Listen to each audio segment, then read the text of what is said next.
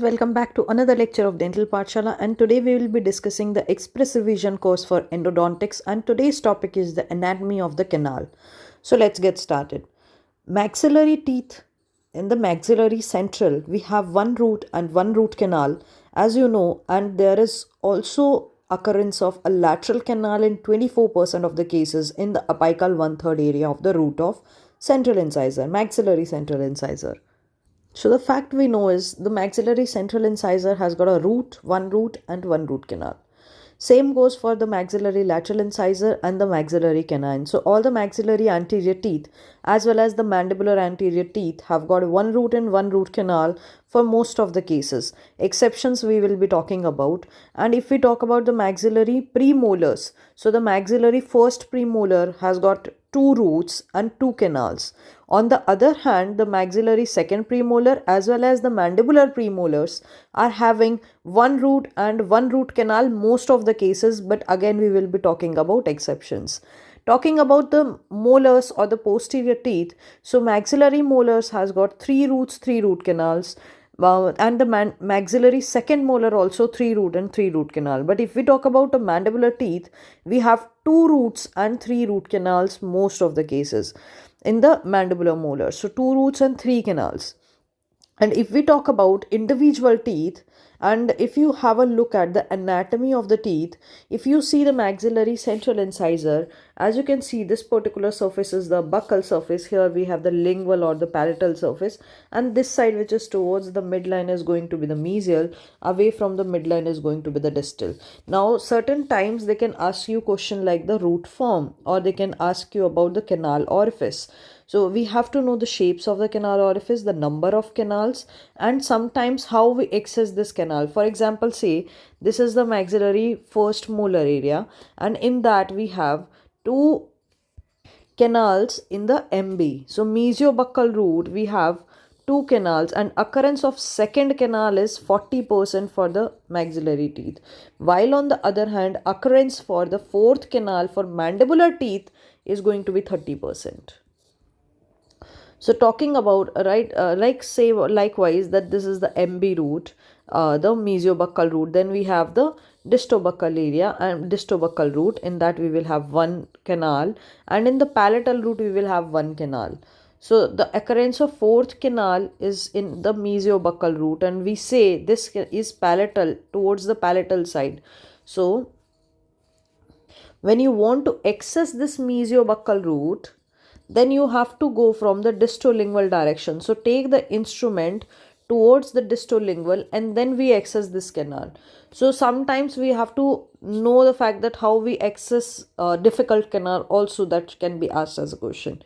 So we have to remember the number of root canals, the shape, outline, form, and few more important points that are associated with these teeth.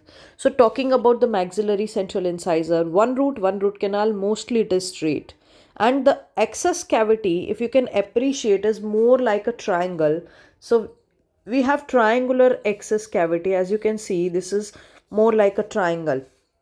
The excess cavity for the maxillary central incisor is triangular, and apex is towards the cingulum. So if you see, this is the base, then we have the apex of the triangle, and the apex of the triangle is towards the lingual or the palatal side, and base is towards the facial side for maxillary central incisor.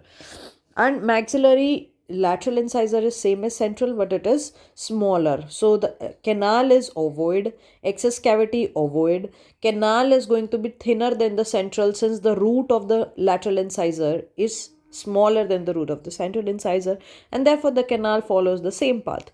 But one important point you have to remember for a maxillary lateral incisor is that it is the apex is bent towards or inclined towards palatally, and that's the reason it is, that means it is more toward the palate, and that's the reason palatal abscess is most frequently associated with a maxillary lateral incisor. And again, this is very important point, and certain times it is asked in the question. So you can also, they'll give you options like they are asking something else, but in that they can give you idea that there is a palatal abscess. So that is again associated with the maxillary lateral incisor, because the root of the maxillary lateral incisor is curved in the palatal direction.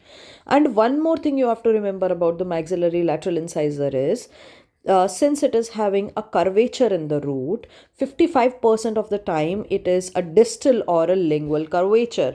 So if you can see over here, this curvature, mesial and distal curvature, you can easily appreciate in a 2D. So that's the midline, or I can say, close to the midline of the lateral incisor.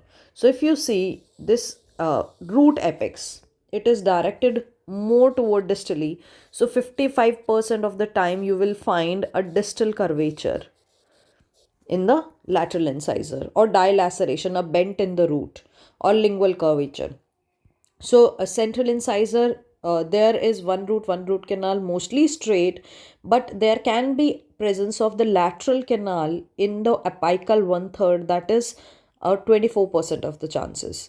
Talking about the maxillary lateral incisor, we know the one root canal, it's smaller or thinner than the central, though there is apical curvature of the root of maxillary lateral incisor in the palatal direction. And most likely, that is 55% of the chances, we see distal or lingual curvature. So if they are asking about the tooth having maximum distal or lingual curvature, or the tooth having dilaceration, the first thing you have to remember is the maxillary lateral incisor. Other than that, we will be discussing about the sequence of tooth having a distal curvature. So coming to the maxillary canine, the excess cavity is ovoid or slot shape, one root canal, and canal is usually straight but distal apical curvature. That means canal is also in the apical region inclined distally, but not as much as the maxillary lateral incisor. As you can appreciate, the curvature of the maxillary lateral incisor is more than the curvature of the central incisor, if you can appreciate. So here the curvature is more, that is 55% of the time you have to remember is distal curvature seen associated with the maxillary lateral incisor. Coming to the maxillary first premolar, if you see maxillary first premolar, then the excess cavity or outline of the excess cavity is more in a kidney shape. Since we have two roots over here, we have a buccal and a palatal root. Towards the buccal surface, we have the buccal root. Towards the palatal surface, we have the palatal root. And just beneath the cusp, we have these roots. So it is very easy to detect the root canal for the maxillary first premolar. The outline shape is kidney shape or elliptical, and we have two roots and two root canal. Now there can be occurrence of a third canal, but that's rare. So the pulp horn are located under each of the pulp or cusp, we can say. And you have to remember one thing is that you have to be very careful not to perforate on the mesial aspect, since this tooth is having a mesial curvature. So talking about the maxillary second premolar. Second premolar is having one root, one canal, and one foramina in most of the cases. Apart from that, you can also have one root and two canals. So you can also find two canals only in single root in case of maxillary second premolar, but most commonly we see one root and one canal. Lateral canals also are found in the maxillary second premolar, and referred pain is to the temporal region. So the canal is ribbon like shape, or the canal is wide buccopalatally. The excess cavity is ovoid, the orifice is elliptical or kidney shape, but the structure or the shape is lesser as compared to the maxillary first premolar. Talking about the maxillary first molar, so here we are on the posterior teeth. Maxillary first molar, we know that we have three roots: a mesiobuccal root, a distobuccal root, and a palatal root. Palatal root is the longest root. So in the mesiobuccal root, we can find two canals. And first of all, you have to remember the fact that mesiobuccal root is the most difficult to locate. And the reason behind is that, So if you want to access this mesiobuccal canal, we have to take the instrument from the distolingual area and then search for the canal, and that is the reason the mesiobuccal canal is the most difficult to find. And we know mesiobuccal root also, we can have occurrence of extra canal which is posterior to the mesiobuccal one first canal. So see, this is the mesiobuccal canal in the mesiobuccal root, and in the distobuccal. Now remember the fact that we are not crossing the oblique ridge. So the excess cavity or the outline form is not crossing the oblique ridge, that you have to remember. In the distobuccal root, we have the distobuccal canal. In the palatal root, we have the palatal canal. Now, if you connect a line from mesiobuccal canal to the palatal canal, somewhere in this line, posterior to the mesiobuccal first canal, we can find occurrence of extra canal, which is the mesiobuccal second canal. So, this MB2 canal can be found in 40% of the cases.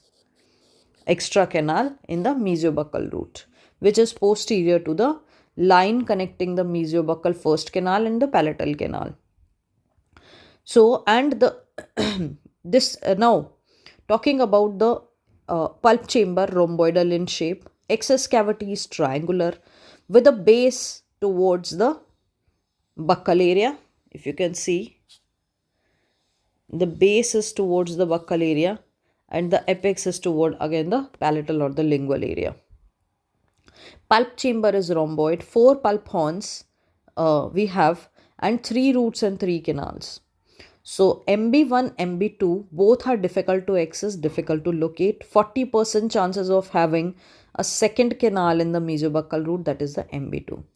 Lateral canal in the root and furcation areas, and the tooth is having a largest pulp chamber, is the maxillary first molar. Talking about the maxillary second molar, it is similar to the maxillary first molar, but it is narrower mesiodistally. So the roof of the pulp chamber is again rhomboidal. Now this can be asked as a question: the shape of the orifice, the pulp chamber, excess cavity, all these shapes can be also asked in the question. And 3 roots and 3 canal, but the root is less divergent and maybe few sometimes in case of maxillary second and as well as third molar. So less lateral canal than the first. So remember that in the posterior region, lateral canal is found in the maxillary first molar area, most common, and especially in the furcation areas as well as in the apical area. You can find these lateral canals in the apical as well as furcation area, but if you see the anterior teeth, you will find the lateral canal in the apical 1/3. And if you remember, we have studied about that lateral canal occurrence is 24% in apical 1/3. So central, the first anterior teeth is having higher chances in the anterior region, the posterior teeth is having higher chances in the first molar region. Now coming to the mandibular teeth, the mandibular central to premolars are having mostly one root, but the occurrence of one canal is not often for the maxillary the mandibular anteriors. So when we talk about maxillary central incisor, one root, maxillary lateral and canine, one root, but maxillary first premolar we have covered 2 roots, right?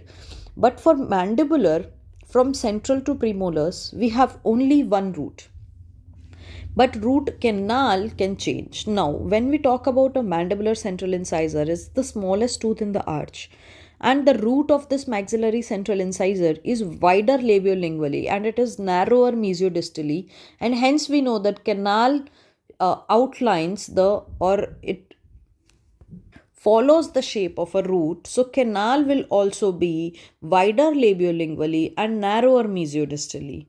We have one root for mandibular central incisor, but the canal occurrence of having only single canal for a mandibular central incisor is only 70%. Rest of the cases we can have the one pulp chamber dividing into 2 and leaving exiting as one apical foramina, which is Wurtz type 3 classification, 22% of the cases. The excess cavity is triangular or ovoid, and the pulp chamber is ovoid labiolingually. Now, this is very important point which you have to remember is that it is ovoid labiolingually. Again, asked in questions, and chances of having accessory canals in the anterior tooth. The most commonly is the central mandibular central incisor. Again, and for if we are talking about the chances of having the accessory canal in the posterior teeth, it will be the mandibular first molar, like how we have talked about the lateral canal in the maxilla. So maxillary lateral incisor, we know again one root, and which is directed more towards the palatal, and that's the reason we have studied the maxillary lateral incisor is associated with the palatal abscess, since there is 55% chances of having a distal or lingual curvature or the dilaceration. The mandibular lateral incisor is similar to the central, but it is having larger dimensions. Because we know mandibular central is the smallest, so mandibular lateral is going to be a bit larger than the central incisor. Occurrence of having that we will be covering about when we are talking about the premolar. Talking about the canine, the mandibular canine resembles the maxillary canine, but it's bit shorter than the maxillary canine. So the mandibular canine is having one root most commonly, but it can have two roots also in only 2% of the cases. Only 2.3% chances of having two roots in the mandibular canine. Mostly mandibular canine is a straight root 68% of the times, but a mandibular canine can also have a distal curvature, it is 20%. So if you remember, we have studied the maxillary lateral incisor, chances of having distal curvature is 55%, while on the other hand, chances of having a distal curvature in the root is 20% for a mandibular canine. So a mandibular canine is mostly having one root, one canal, one foramina, that is 78% of the cases. Excess cavity is ovoid funnel shape for a mandibular canine.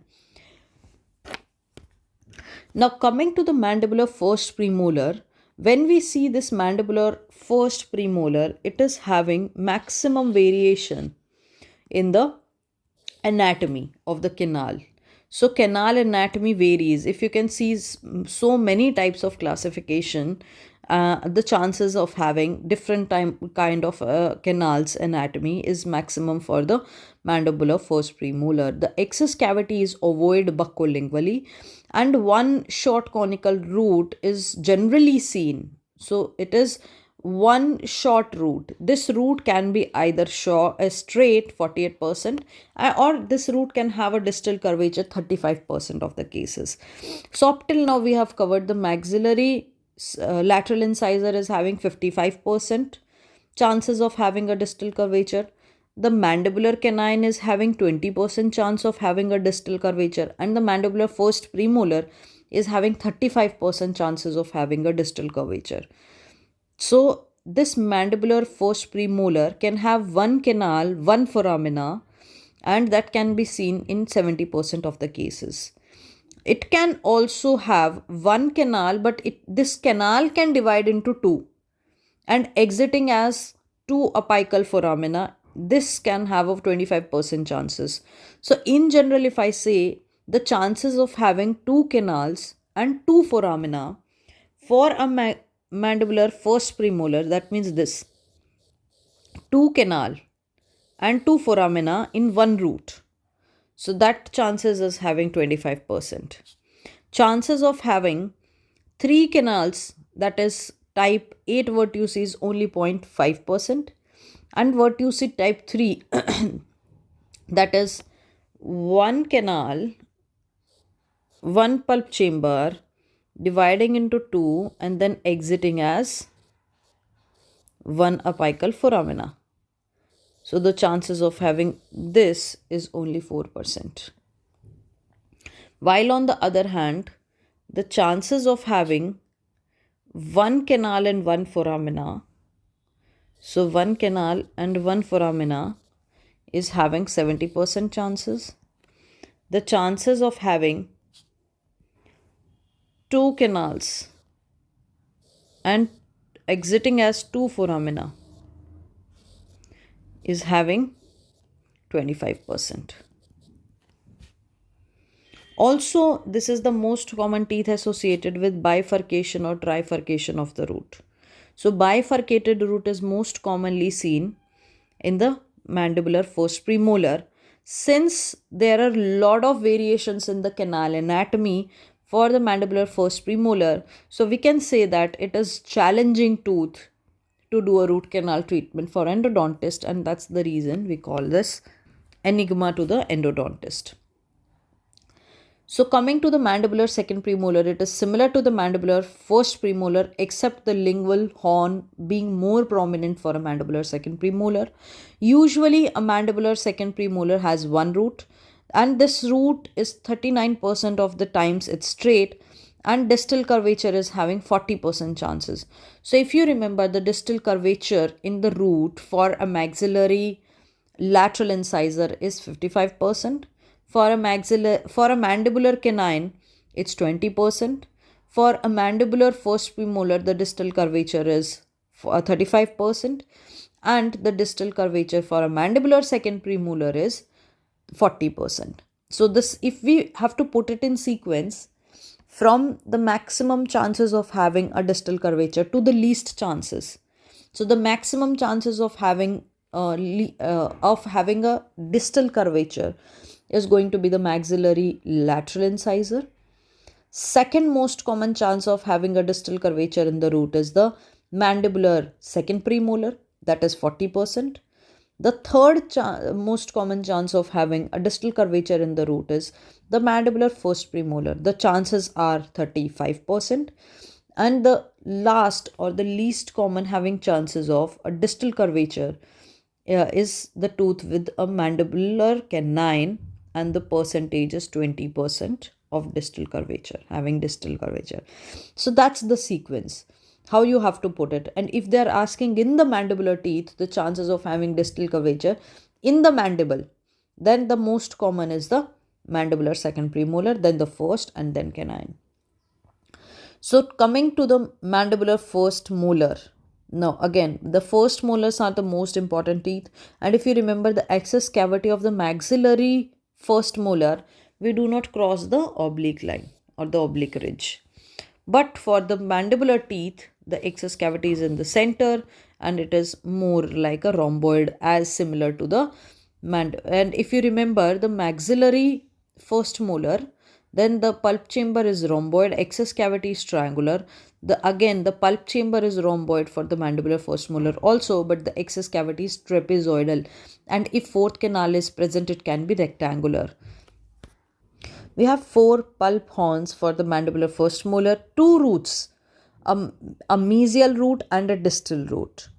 And we can have three canals within these two roots.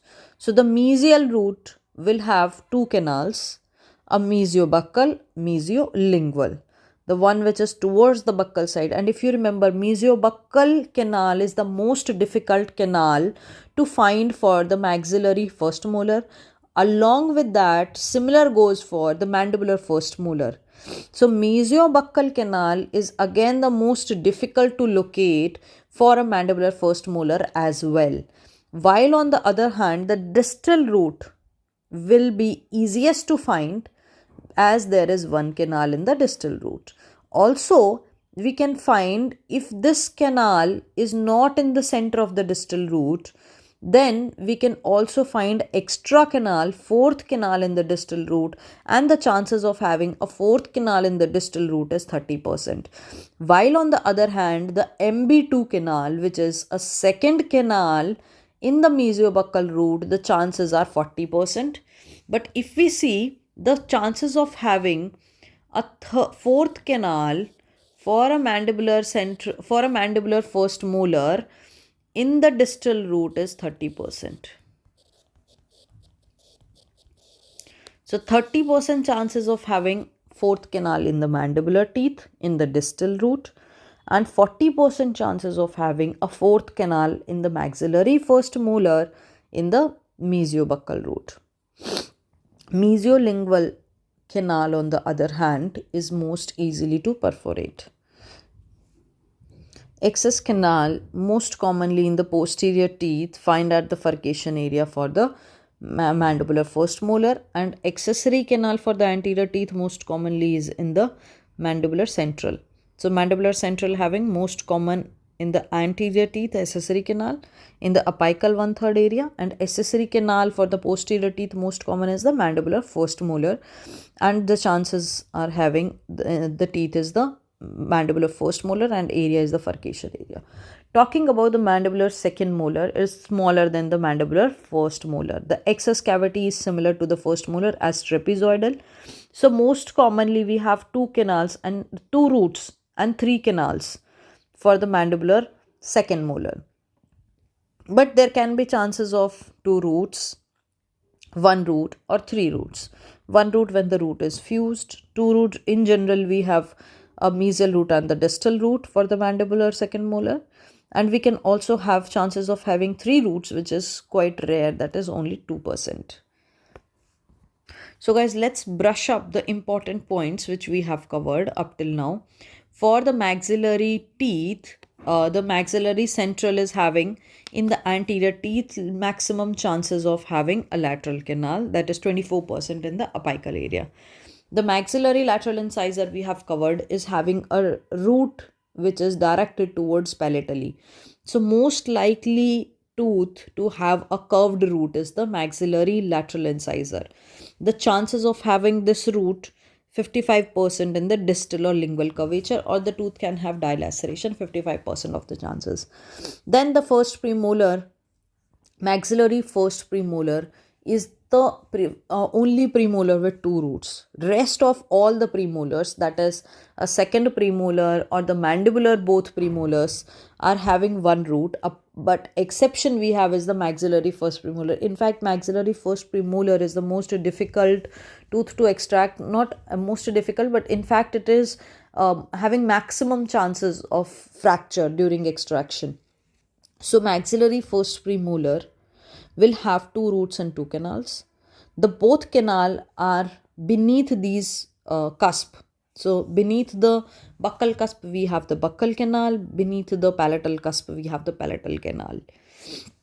We can also have extra canal in the buccal root, or we can say buccal canal. So we have to be very careful not to perforate on the mesial aspect because of the mesial concavity present in the maxillary first premolar. So coming to the maxillary second premolar, both the first and second have elliptical or kidney shaped orifice. Both are having excess cavity ovoid shape. So mostly it is one root, one canal, one foramina. Also the chances of having lateral canal is 59.5%. Maxillary first molar and the second molar both are rhomboidal pulp chamber. Roof of pulp chamber is rhomboidal, and roof of pulp chamber is rhomboidal for the mandibular posterior also. Excess cavity for the maxillary first and second molar is triangular. If you see maxillary first molar, we have three roots and three canals: mesiobuccal, distobuccal and palatal. But the chances of having extra canal in the mesiobuccal root is posterior to the mesiobuccal first canal, that is MB2 canal, is 40%, which is present palatal to the mesiobuccal first canal. So the mesiobuccal canal is the most difficult to locate because we have to take the instrument from distal area, distal lingual, and then we can find this canal. So it's most difficult to locate. The most difficult to locate canal is the MB canal. Either it is maxillary first molar or it is mandibular first molar. Both the mesiobuccal canal is most difficult to locate. So coming to the mandibular teeth, we know mandibular teeth, the first, let's talk about the first molar. The excess cavity is trapezoidal, the pulp chamber is rhomboidal, two roots and three canal. The mesial root, distal root. The chances of having two, the maximum, most of the times I must say, we will have mesiobuccal canal and mesiolingual canal in the mesial root. So one which is towards the buccal is most difficult to locate. As we know, mesiobuccal is most difficult to locate for the maxillary first molar as well. Mesiolingual canal, which is present in the mesial root, is easy to perforate. Then distal we'll have mostly one canal which is easiest to find, but in 30% of the cases We can also find a fourth canal in the distal root. That is, the chances are having 30%. Then the most difficult or most variation tooth for the root canal is the mandibular first premolar. And that's the reason it is very challenging to obturate or to clean this particular tooth, the mandibular first premolar. The sequence of having bifurcated root maximum is the mandibular first premolar, then the mandibular canine, then the mandibular incisor. Sometimes some books can give the sequence like the mandibular first premolar, then mandibular incisor or canine, but remember that chances of having bifurcated root is maximum for the mandibular first premolar. So it can have maximally the bifurcated root. And if you see, distal curvature in the root is maximum chances for maxillary lateral incisor, then the mandibular second premolar. So maxillary lateral incisor is 55% of having distal root or distal curvature. The mandibular second premolar is having 40% chances of having a distal curvature. The mandibular first premolar is having 35% of chances of having a distal curvature, and the mandibular canine is having less chances, that is 20% of having a distal curvature. So the sequence goes like maxillary lateral incisor, mandibular second premolar, mandibular first premolar, and the mandibular canine. This is how you have to remember the sequence of distal curvature in the root. Accessory canal, most commonly in the mandibular we have the central incisor in anterior tooth. In posterior tooth, the accessory canal is mostly in the mandibular first molar area. So that's all you have to remember for the anatomy of the teeth. Now, let's brush up with one important table, that is, if there is infection in the pulp of a particular teeth, which particular area the patient will complain of a referred pain. That again can be asked as a question. So for the maxillary incisors, we have the pain radiating to the forehead area. So you have to see the roots of this particular teeth. Where the root of this particular teeth is going in the direction of the nerves, we will see the referred pain. So maxillary incisors, forehead area, pain is referred. For maxillary canine and premolars is the nasolabial area. For the maxillary second premolar, temporal region, and most often student get confused. They think that temporal region, which is close to the ear, will be actually mandibular. It's not mandibular. It is the maxillary second premolar. Then the referred pain to the mandible, we have the mandibular molars, pain is referred to ear. The mandibular anterior teeth like mandibular central incisors and premolars, the pain will be referred to the mental region of the mandible. So the maxillary incisors pain is referred to forehead, maxillary canine and premolar the nasolabial area. Maxillary second premolar, you have to remember, is pain is referred to the temporal region. Mandibular molar to the ear, and the mandibular incisors, centrals, and the central incisors, canines, and the premolars in the mental region of the mandible. So that is about the canal anatomy. If you want to read the notes of this particular video, you can check out the link in the description box below, or you can check out our website www.xtooth.com for the notes of this particular video or for more interesting notes. Also, you can check out the multiple choice question series to understand the concept of this particular topic, or for many more topics you can check out the playlist. So hope you have enjoyed the lecture. If you have enjoyed it, give it a thumbs up. Also comment in the comment section below. So till then, keep reading, keep learning, stay motivated. I will see you soon in the next lecture.